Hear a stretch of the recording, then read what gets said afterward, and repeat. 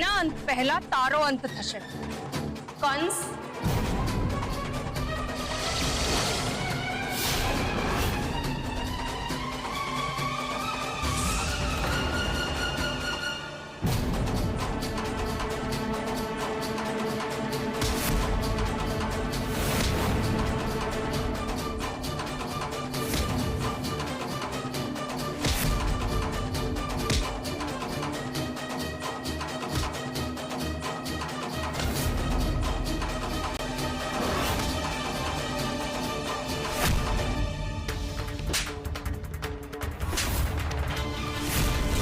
હવે જોઉં છું તું લાલાને કેવી રીતે હેરાન કરે છે.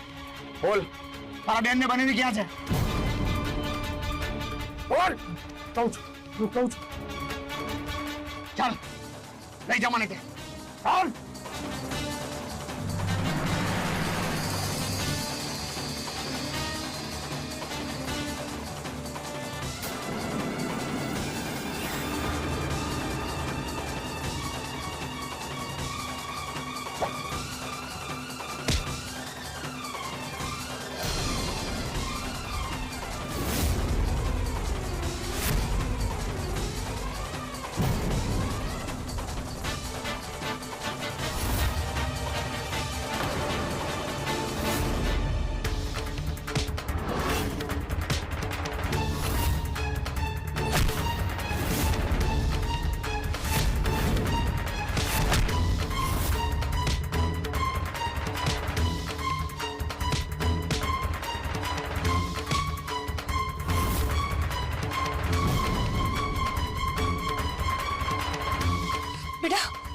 તું ઠીક તો છે ને?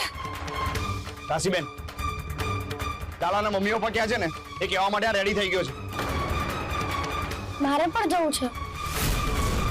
રાશિબેન હું આ લોકોને લઈને જાઉં છું, તમે કરે જાઓ. મેં તને કહ્યું હતું ને હું તને તારા મમ્મી પપ્પા સાથે મળાવી દઈશ. જો મેં તને મળાવી દીધા ને. મેં તમને ક્યારે કહ્યું? હજુ પણ તોફાન નથી મૂકતો? કઈ વાંધો નહીં, તું ઘરે જા. અને હા, આ રાશિમાને ભૂલતો નહીં.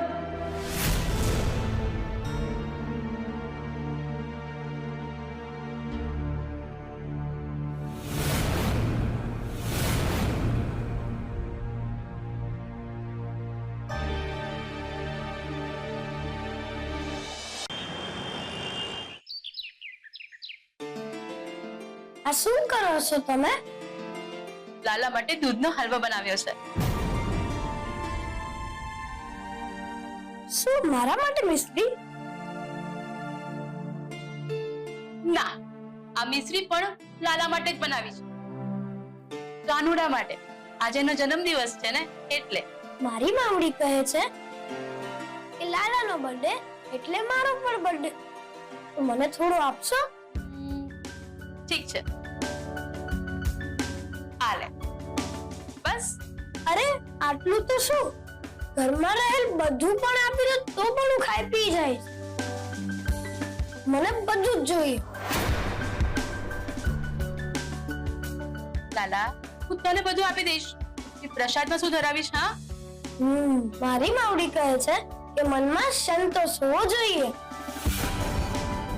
ખબર છે, એકવાર વનમાં 5 પાંડવ અને પાંચાલીની પરીક્ષા કરવા માટે યોગીજનો આવ્યા હતા અને એની કુટુંબમાં બસ થોડા જ ભાત હતા. પણ જ્યારે પાંચાલી એમને પીરસ્યું ત્યારે યોગીજનોને એક જ કણમાં સંતોષ થઈ ગયો હતો. આ ચમત્કાર ભગવાન શ્રી કૃષ્ણએ કર્યો હતો. એમના મનમાં સંતોષ જગાડ્યો હતો. તો તમે પણ મને આટલું જ આપો, હું આટલામાં જ સંતોષ માની લઉં છું. બસ. ઠીક છે, ચાલ તું આ બધું જ લઈ લે.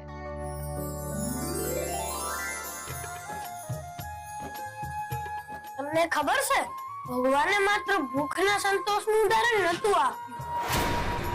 ભગવાન મનના બધા જ ગુણ જેવા કે મોહ, માયા, લાલચ અને ઈર્ષા બધા જ માટે કહ્યું હતું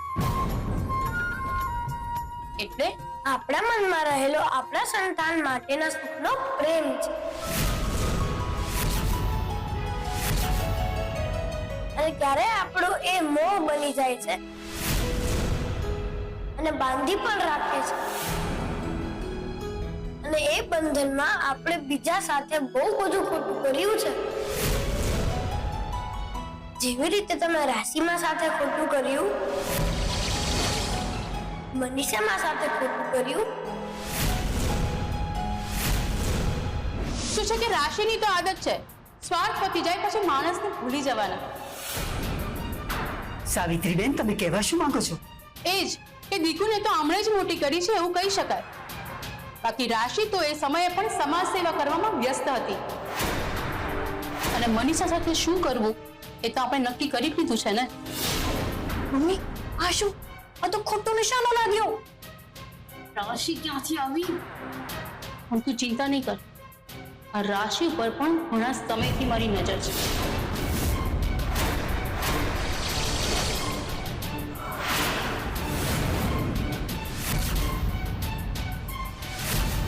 પણ હું મારી ભૂલને હવે કેવી રીતે સુધારું? તમે તમારી ભૂલને સુધારી ચૂક્યા છો. જે સમય તમને મનમાં રહેલી રાશિમા માટેની નફરત ભૂલાવી ત્યારે તમે પેલા બધા સાથે બહુ ખરાબ કર્યું, પણ હવે તમે બધું સારું કરો છો. એટલે તમારી સાથે અત્યાર સુધી બહુ ખરાબ થયું, પણ હવે સારું થશે. પણ તું આટલો નાનો ને આટલી મોટી મોટી વાતો કરે છે. મને એમ તો કે તને અમારા જીવન વિશે, અમારા ઘરના વિશે તને કેવી રીતે ખબર પડી? હા, મને બધી જ ખબર પડે છે.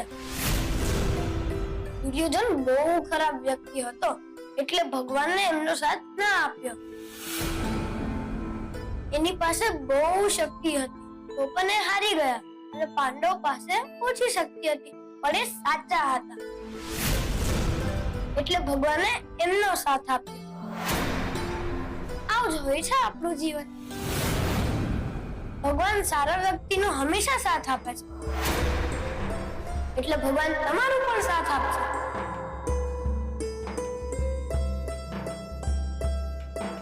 આની વાત તો સાચી છે, પણ આ છે કોણ? આટલી નાની ઉંમરમાં આટલી મોટી મોટી વાતો. આ પળ હું જીવનમાં ક્યારેય નહીં ભૂલું.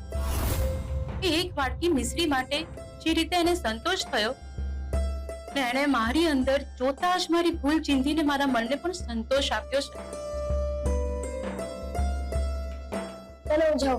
પહેલા મને એ તો કે તું છે કોણ, અને આટલી નાની ઉંમરમાં આટલી મોટી મોટી વાતો કેવી રીતે કરે છે? હા, યાદનો ઉપદેશ આપવા માટે મોટું થવાની કે વિશેષ ઉંમરની કોઈ જરૂરત નથી.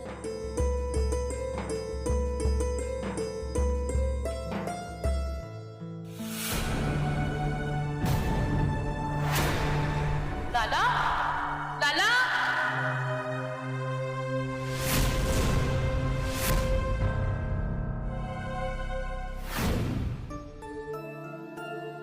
અરે તૃપ્તિમાં,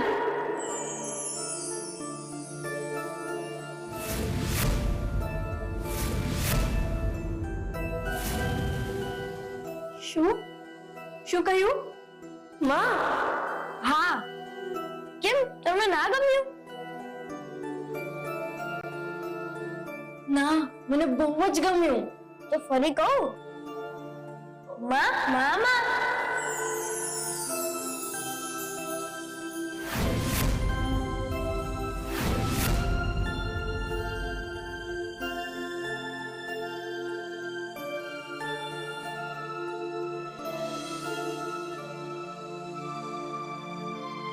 મારી માવડી કહે છે કે બધી સ્ત્રીઓ મારી માતા છે. હું બધા માટે એમનો લાલો અને બધીમાં મારા માટે જશોદા. તારા જેવો લાલો તો દરેક સ્ત્રીની ઈચ્છા હોય છે બેટા. તો તમે એમ સમજો કે હું તમારો લાલો.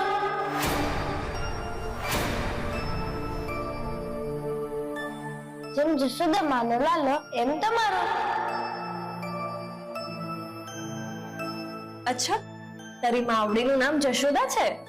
હા, વાત તો તારી સાચી. કાનાની જેમ નટખટ તો તું છે જ તે. ક્યારેક તો તને જોઈને એમ લાગે છે કે તું જ લાલો છે. મને બહુ જ ગમ્યું કે તે મને માં કહ્યું. પણ તું આમથી આમ ક્યાં ભાગે છે? અને તારું મોઢું તો જો. તું ફરી માખણ ખાઈને આવ્યો કે શું? ના, હવે તો મિશ્રી ખાધી. બહુ જ નટખટ છે તું. જીવન હસવા, રમવા અને તોફાન કરવા માટે તો છે. ગંભીર રહેવામાં મજા નથી. વાતો મોટી મોટી અને તોફાન અવ્વલ. રાશિ દીદીએ કહ્યું મને કે તું બહુ જ તોફાની છે. વિનુબેનના કપડા ચોરીને ભાગી ગયો હતો અને માખણ પણ ખાઈ લીધું હતું. અને હવે મિશ્રી પોતાને કાનો સમજે છે ને તું? બોલ બોલ. હા, કાનો જ છું ને. તમારો કાનો.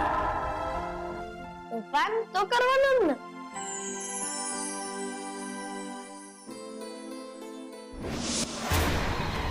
ભાભી ઢીંગલી છે.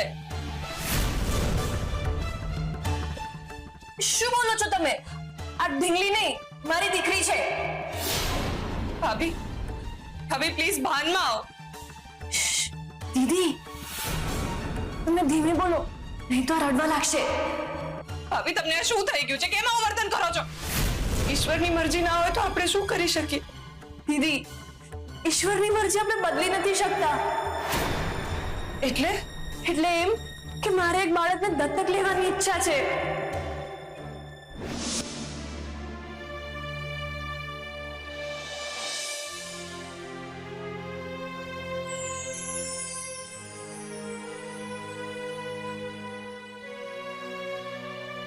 શું થયું? તમે ફરી રડવા માંડ્યા?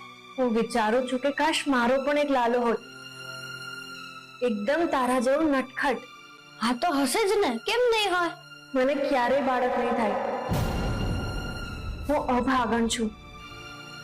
ભગવાને મને બધા જ સુખ આપ્યા, બસ બાળક નહીં આપ્યું.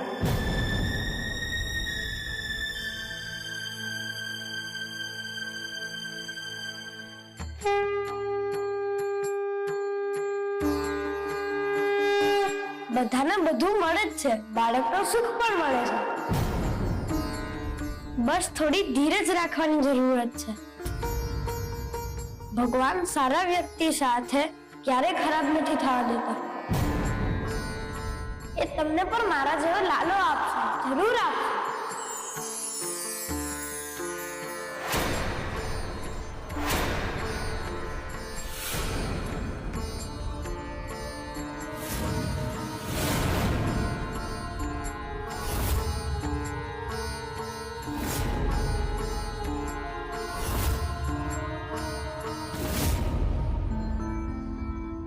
આ શું સંકેત હતો? જો એ બાળક તારી પ્રેરણાથી મારું જીવન ટકોરે છે તો હું એની ઓળખ કેવી રીતે નકારું? આ નાનો લાલો, કોને ખબર એ બાળક નહોતો પણ તારો સંકેત હતો.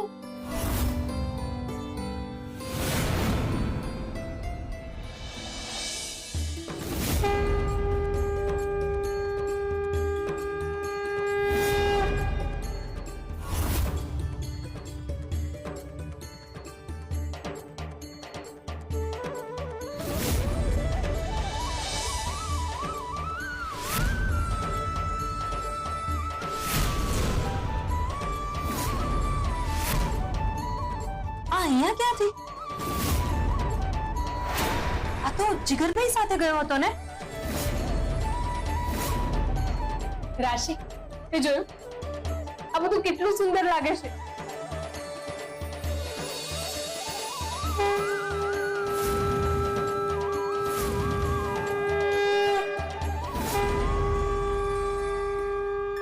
આ બધું છે ને તૃપ્તિ ભાભીએ કર્યું છે.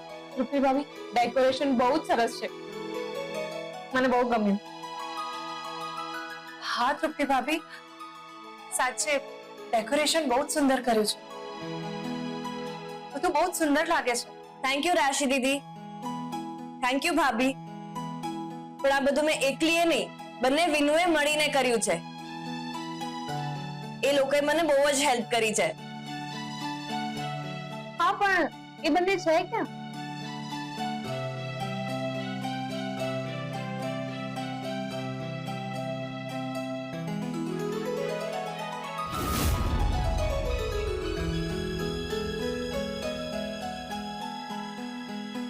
લો આવી ગયા.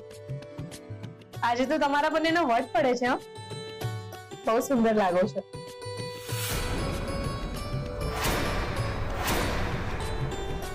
હા, ખૂબ જ સરસ લાગો છો.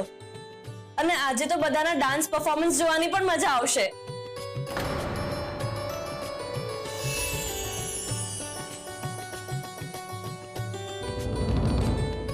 હા, પણ તમને આ આઈડિયા આવ્યો ક્યાંથી? મને થયું કે આજે કાનાનો બર્થડે છે, તો કંઈક તો સ્પેશિયલ થવું જોઈએ ને. હા, પણ બધા ક્યાં છે? ક્યારે આવશે? અમે બોલાવી લઈએ.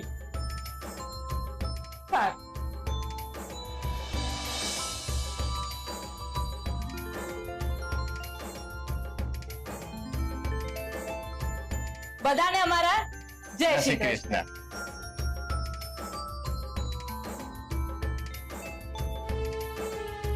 આજે કૃષ્ણ જન્મોત્સવ છે, એટલે આજે આ પાવન અવસર પર આ વિનુ અને આ વિનુ અમે બંને તમારું સ્વાગત કરીએ છીએ.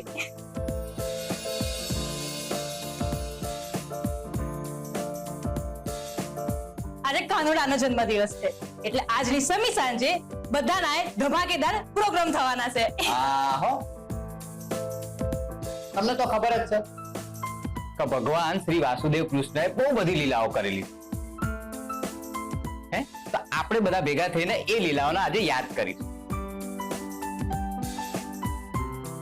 આજની આ હમી હોજે આ પાવન પળોમાં અંધકારને ચીરીને પ્રકાશ જ્યારે ઝોકો થાય છે ને, ત્યારે એ પ્રકાશ આપણા મનને વિશ્વાસ આલે. બોલો ચમ? કારણ કે આજે એ રાત છે જ્યારે નંદ ઘેર આનંદ થયો. આજે એ રાત છે જે કાનાના જન્મથી પવિત્ર થઈ હતી.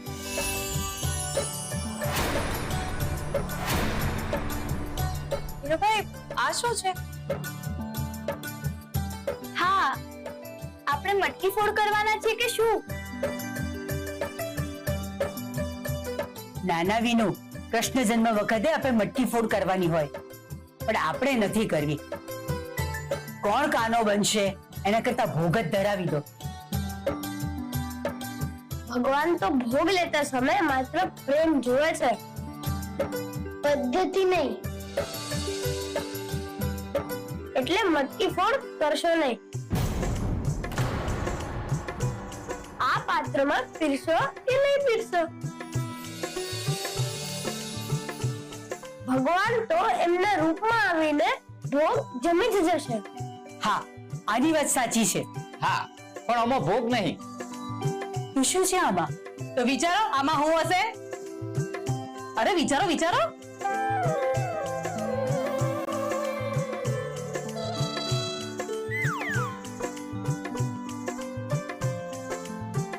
બોલો ને, શું છે આમાં? ચિઠ્ઠી. ઓમાં ચિઠ્ઠી છે. આમાં જેનું જેનું નામ આવશે પછી એક એક કરીને અહીંયા આવશે અને પછી ડાન્સ કરશે.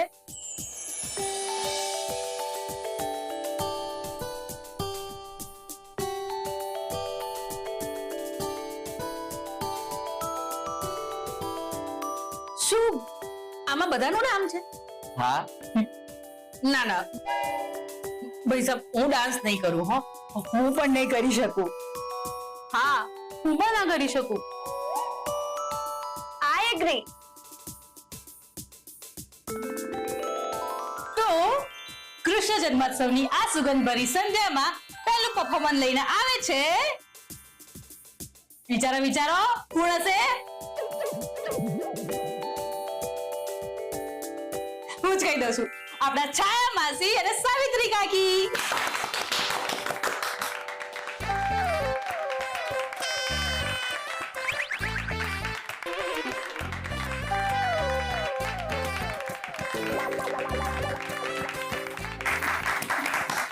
તો ભાઈઓ અને બોલો, આપણા વચ્ચે આવે છે સાયા માસી અને તિરુપતિ ભાભીના મમ્મી એટલે કે સાવિત્રી કાકી. લે હડો હડો.